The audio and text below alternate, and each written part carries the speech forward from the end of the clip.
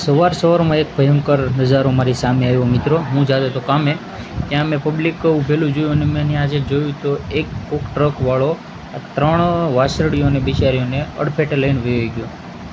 એની હાલત એટલી ગંભીર હતી કે લગભગ 3માંથી તો બસે એવું તો લાગતું નહોતું। ત્યાં હું જોયો પબ્લિક હતી ઘણી બધી, હું એની હાલત દેખાડું તો આ વાસળીના નાકમાંથી લોહી જતું હતું અને જે બીજી વાસળી હતી મોટી થોડીક, એના લોહી અને એની ખળી જો ખળી જે એને પગના કોર હોય ને એ પણ અલગ થઈ ગયા અને એટલું લાગેલું હતું પાછળનું તમે જોઈ શકો છો કઈ રીતે લાગેલું છે। એ વિચારતી બિચારી કે ઊભી થઈને અહીંથી દોડી જાઓ, પરંતુ એનામાં એટલી શક્તિ નહોતી કે દોડી શકે, પાછી પડી ગઈ।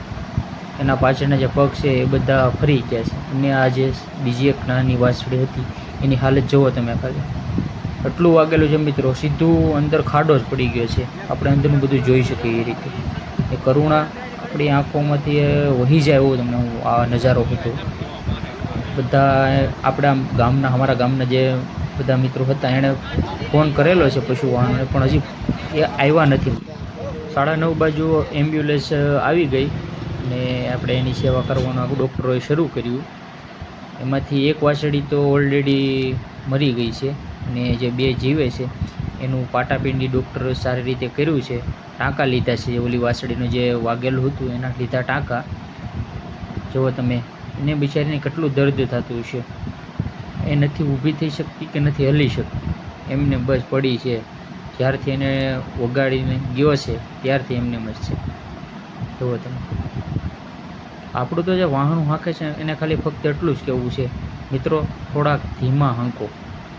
આ જે પશુઓ છે એની અંદર પણ જીવ છે। તમે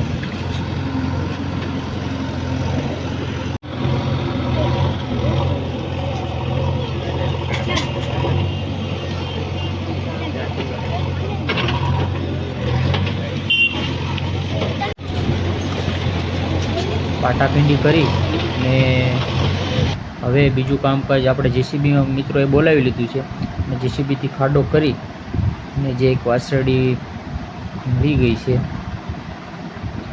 ને એમાં દાટવાનો પ્લાન કર્યો છે।